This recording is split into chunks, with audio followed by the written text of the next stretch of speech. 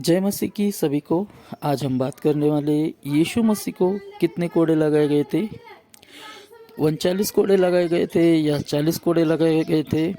Bible से हम कैसे समझे कि यीशु मसीह को कितने कोड़े लगाए गए थे। बाइबल में अगर हम देखेंगे, पौलुस का बारे में वचन पढ़ेंगे, दूसरा कुरिन्थियों 11 के 24 में यहाँ तो लिखा है कि पौलुस ने जो है 5 बार मैंने यहूदियों के हाथ से 39 कोड़े खाए। यहाँ पौलुस कह रहा है कि मैंने 5 बार यहूदियों के हाथ से 39 बार कोड़े खाए। और अगर हम व्यवस्था विवरण 25 का 3 यहाँ से हमको मालूम पड़ता है, हम वचन ही पढ़ लेते हैं, वो उसे 40 कोड़े तक लगवा सकता है, इससे अधिक न लगवा सकता। ऐसा ना हो कि इससे अधिक बहुत मार खिलवाने से तेरा भाई तेरी दृष्टि में तुच्छ ठहरे। तो इनकी व्यवस्था में ये नियम था कि कोई भी 40 कोड़ के ऊपर कोड़ा नहीं मार सकता। अगर 40 के ऊपर मार दिया जाए तो इनकी व्यवस्था के अनुसार ये गलत हो जाएगा। तो इन यहूदियों ने ये नियम बनाया था कि 39 ही कोड़े मारे जाए। तो इस वचन के अनुसार हमारे बहुत सारे मसीह लोगों की ये मान्यता है कि यीशु मसीह को जो है वो 39 ही कोड़े मारे गए होंगे, ऐसी इन लोगों की मान्यता है। पर यीशु मसीह को जो है वो यहूदियों ने नहीं बल्कि रोमियों ने कोड़े मारे थे। तो सवाल यह आता है कि यीशु मसीह को फिर कितने कोड़े मारे गए होंगे, क्योंकि यहूदियों के अनुसार तो इनको कोड़े नहीं मारे गए होंगे, ऐसा लोगों का मान्यता है। उनको तो रोमी सिपाहियों ने कोड़े मारे थे, तो कैसे उनको व्यवस्था के अनुसार कोड़े मारे गए होंगे, क्योंकि रोमी सिपाही जो उसको कोड़े मारेंगे तो वो रोमी हुकूमत के अनुसार मारेंगे, न कि व्यवस्था के अनुसार मारेंगे। तो हम कैसे समझे कि यीशु मसीह को जो है वो कितने कोड़े मारे गए होंगे, 39 कोड़े मारे गए होंगे या 40 कोड़े मारे गए होंगे, तो हम कैसे समझे। आइए हम वचन को पढ़ते हैं। यूहन्ना 18 का 38 यहाँ से समझ में आता है हमको। पिलातुस ने उससे कहा, सत्य क्या है? और ये कहकर फिर यहूदियों के पास निकल गया और उनसे कहा, मैं तो उसमें कुछ दोष नहीं पाता। तो अगर हम यूहन्ना 18 के 38 के ऊपर के वचन में देखते हैं कि पिलातुस जो है वो यीशु मसीह से बातें करता है, और यीशु मसीह से बातें करते हुए वो तो कोई दोष नहीं पाता कि रोमी हुकूमत के अनुसार यीशु मसीह ने कोई गुनाह किया है, ऐसा उसमें कोई दोष नहीं पाता। इसलिए वो आकर यहूदियों से कहता है कि मैं उसमें कोई दोष नहीं पाता कि मैं उसको सज़ा दूं। तो यीशु मसीह ने कोई ऐसा काम किया नहीं था रोमी हुकूमत के अनुसार कि यीशु मसीह को उसकी सज़ा मिले, और पिलातुस ने भी उसको जो है वो निर्दोष पाया था। और अगर हम यूहन्ना 18 का 31 पढ़ते, यहाँ तो पिलातुस उन लोगों से कहता है, क्या कहता है? पिलातुस ने उनसे कहा, तुम ही इसे ले जाकर अपनी व्यवस्था के अनुसार उसका न्याय करो। यहूदियों ने उससे कहा, हमें अधिकार नहीं। तो पिलातुस के हिसाब से यीशु मसीह कोई ऐसा काम किए नहीं कि उसको जो है वो सज़ा मिल सके। तो इसीलिए पिलातुस ने यहूदियों से कहा भी था कि तुम अपनी व्यवस्था के अनुसार उसका न्याय करो, पर यहूदियों ने कहा कि हमको इसका अधिकार नहीं। तो इस वचन से हमको समझ में आता है कि पिलातुस का जो कानून था, रोमी सरकार का जो कानून था, उस कानून के हिसाब से वो दोषी नहीं ठहराया गया था। जब दोषी ही नहीं ठहराया गया तो सज़ा किस बात की होगी।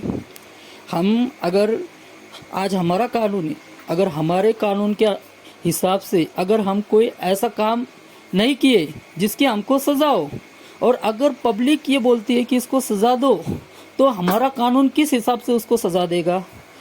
सिर्फ पब्लिक बोल रही है इसलिए उसको सज़ा देगा क्या? नहीं, कानून के हिसाब से भी दोषी ठहरना ज़रूरी है ना।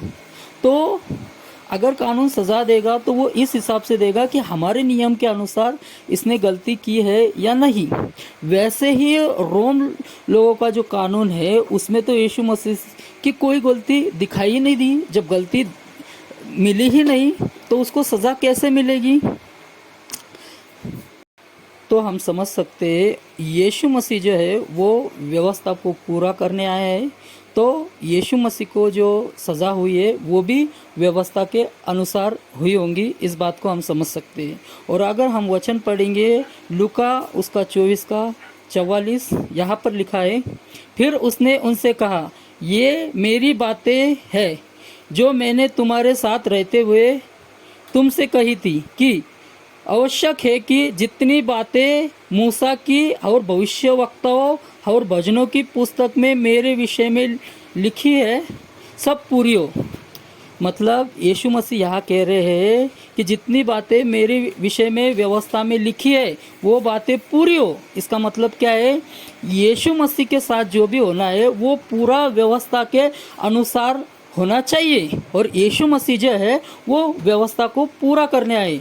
अगर हम पढ़ेंगे मत्ती उसका 5 का 17, ये ना समझो कि मैं व्यवस्था भविष्यवक्ताओं की शिक्षाओं को लोप करने आया हूँ, लोप करने नहीं परंतु पूरा करने आया हूँ। तो इस वचन में भी यीशु मसीह कहते हैं कि मैं जो है ये मत समझो कि व्यवस्था की शिक्षाओं को लोप करने आया हूँ या भविष्यवक्ताओं की शिक्षाओं को लोप करने आया हूँ। मैं लोप करने नहीं बल्कि पूरा करने आया हूँ। तो यीशु मसीह ने जो है वो व्यवस्था को पूरा किया।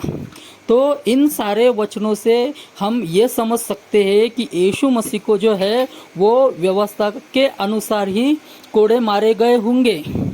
कोई अगर ऐसा समझता है कि यीशु मसीह को 40 कोड़े मारे गए तो भी ठीक है, पर एक जिज्ञासा होती है इंसान के अंदर कि मैं जानूं कि सच में इस वचन से हमको क्या सीखने को मिलता है। तो उस जिज्ञासा को समझने के लिए, उस जिज्ञासा के वजह से जो सवाल मन में आता है उस वचन को समझने के लिए मैंने इन सारी बातों को आपके सामने रखा हूँ। अगर आप लोग ये मानते हो कि यीशु मसीह को 40 कोड़े मारे गए तो भी ठीक है। अगर आप ये मानते हो कि व्यवस्था के अनुसार ही उसको 39 कोड़े मारे गए होंगे तो ये भी ठीक है। आपके ऊपर है कि आप जितना बाइबल स्टडी करोगे उसके अनुसार मानोगे। मैंने जो बाइबल स्टडी की और मेरे को जो इन वचनों में पाया गया मैंने आपके सामने रखा हूँ। तो आपके ऊपर है आप इस बात को कैसे मानते हो। तो हमने देखा कि यहूदियों की व्यवस्था के अनुसार 39 ही कोड़े मारे जाते थे। और फिर हमने देखा कि पौलुस को देखिल 5 बार जो कोड़े मारे गए वो भी 39 ही बार मारे गए। फिर हमने देखा कि यीशु मसीह को जो है वो यहूदियों ने नहीं बल्कि रोमियों ने मारे थे। पर रोमियों के अनुसार यीशु मसीह में कोई दोष न पाया गया, इसलिए पिलातुस कहता है कि तुम इसको अपनी व्यवस्था के अनुसार इसका न्याय करो। ये भी हमको समझ में आता है। और हमको आगे के वचनों में हमने देखा कि यीशु मसीह तक ये कहते हैं कि मैं व्यवस्था को पूरा करने आया हूँ। तो इन सारे वचनों से हमको ये समझ में आता है कि यीशु मसीह को जो है वो व्यवस्था के अनुसार ही 39 कोड़े मारे गए होंगे। तो अगर आप ऐसा ही वीडियो और भी देखना चाहते हैं तो इस चैनल को लाइक कीजिए, सब्सक्राइब कीजिए और आगे लोगों को शेयर करें। जय मसीह की, प्रेज द लॉर्ड।